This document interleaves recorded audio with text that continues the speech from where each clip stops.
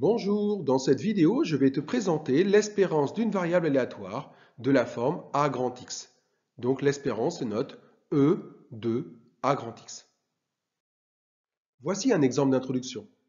On lance deux dés cubiques équilibrés, un rouge et un bleu, dont les faces sont numérotées de 1 à 6. On considère les variables aléatoires suivantes. Grand X, variable aléatoire qui à chaque lancer du dé rouge associe 0 si le nombre obtenu est un multiple de 3, 10 si le résultat est le nombre 5 et moins 10 sinon. Grand Y désigne la variable aléatoire qui à chaque lancer du dé bleu associe 6 si le nombre obtenu est pair et moins 10 sinon. W s'écrit en fonction de x de la façon suivante. W est égal à 2 grand X. Et Z s'écrit en fonction de y de la façon suivante. Z égale 3 grand Y. L'objectif de cette vidéo est de voir le lien entre l'espérance de grand X, de grand Y, de W et de Z. Voir s'il y a une corrélation entre ces différentes espérances.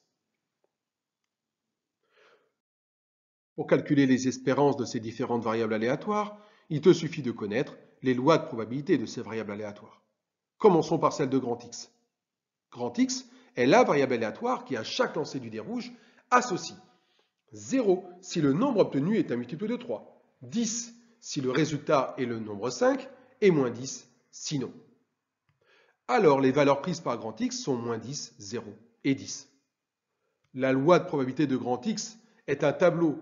Sur la première ligne, on indique les valeurs prises par grand X, ici moins 10, 0 et 10, et sur la seconde, les probabilités correspondantes. La probabilité que grand X est égal à 10, d'après l'exercice, c'est la probabilité que le résultat est le nombre 5. Et cette probabilité-là est de 1/6. La probabilité que grand X égale 0, c'est la probabilité qu'on obtienne un multiple de 3, c'est-à-dire la probabilité d'obtenir le nombre 3 ou le nombre 6. Donc cette probabilité est de 2/6, et après simplification, c'est 1 tiers. La probabilité que grand X égale moins 10 est obtenue dans les cas contraires. Donc c'est 1 moins la probabilité que x égale 0, moins la probabilité que x égale 10, soit 3/6 et donc 1/2. Intéressons-nous maintenant à la loi de probabilité de W, qui s'écrit 2 grand X. Puisque W c'est 2 grand X, alors les valeurs prises par W sont le double des valeurs prises par grand X. Les valeurs prises par grand X sont moins 10, 0, 10, donc les valeurs prises par W sont moins 20, 0, 20. On en déduit la loi de probabilité de W. La probabilité que W est égal à moins 20, eh bien c'est la probabilité que grand X égale moins 10, puisque W c'est le double de grand X. Et la probabilité que grand X égale moins 10, eh bien c'est 3/6, soit 1/2. C'est pour ça que j'écris ici 3/6 fois 1/2. Mais en fait, la probabilité que W est égal à 0, c'est la probabilité que grand X égale 0, soit 2/6 égale 1 tiers.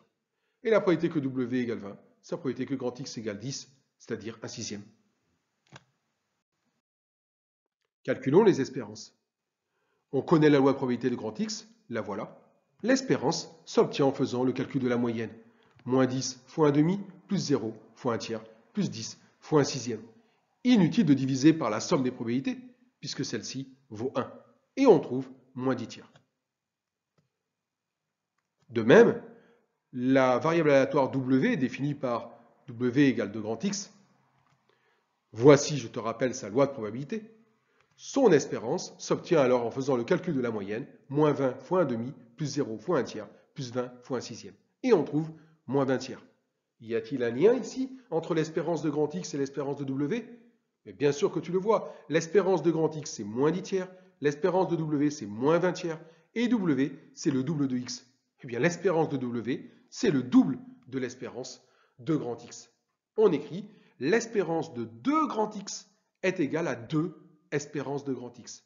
Observe bien l'écriture, le nombre 2 là à l'intérieur de l'espérance est tout simplement sorti en coefficient devant en multiplication. L'espérance de 2x, c'est 2 espérance de x. La formule obtenue est-elle issue du hasard ou c'est une coïncidence? Allez, vérifions, regardons un petit peu avec la variable aléatoire grand Y et grand Z. Grand Y, c'est la variable aléatoire qui, à chaque lancer du dé bleu, associe 6 si le nombre obtenu est pair et moins 10 sinon. Les valeurs prises par grand Y sont alors moins 10 et 6. Et on en déduit le tableau, la loi de probabilité de grand Y. Ici, la probabilité que grand Y est égal à moins 10, eh bien c'est la probabilité d'obtenir un nombre pair sur le dé. Et obtenir un nombre pair, c'est obtenir 2, 4 ou 6. Donc cette probabilité est de 3/6, soit 1/2. Et alors la probabilité que grand Y égale 6 est de 1/2 aussi. Et Z, c'est défini par Z égale 3 grand Y. Alors, Z a des valeurs qui sont le triple des valeurs de grand Y. Donc les valeurs prises par Z sont tout simplement moins 30 et 18. Et on en déduit la loi de probabilité de Z. La probabilité que Z égale moins 30, eh bien c'est égal à la probabilité que Y égale moins 10, puisque Z est le triple de grand Y. Mais la probabilité que Y égale moins 10 étant de 1/2, la probabilité que Z égale moins 30 est de 1/2. Et pareil, la probabilité que Z égale 18 est de 1/2 aussi. Ce qui nous intéresse, je te rappelle dans cette vidéo quand même, c'est de calculer les espérances. Allez, on y va. Voici la loi de probabilité de grand Y. L'espérance de grand Y est donc la moyenne. Moins 10 fois 1/2 plus 6 fois 1/2, soit moins 2. Z qui est défini par 3 grand Y, voici la loi de Z. Calculons l'espérance de Z, moins 30 fois 1/2 plus 18 fois 1/2, et c'est égal à moins 6. L'espérance de grand Y vaut moins 2, l'espérance de Z vaut moins 6, et Z, c'est le triple de Y. Est-ce que tu vois encore un lien entre les espérances? Eh bien oui, l'espérance de Z, qui est l'espérance de 3 grand Y, eh bien c'est le triple de l'espérance de grand Y. Donc l'espérance de 3Y, c'est 3 espérances de Y. Encore une fois, le 3 là, abracadabra, il peut sortir de la formule. Ceci se généralise. Si on a un nombre réel A et grand X une variable aléatoire, eh bien tu as tout simplement que l'espérance de A grand X, c'est A, espérance de grand X. Si tu as une variable aléatoire qui s'écrit de la forme A grand X, eh bien ce n'est pas la peine d'aller étudier sa loi de probabilité. Tu détermines la loi de probabilité de grand X et ça suffit. Puisque pour son espérance, il suffit de faire A fois l'espérance de grand X.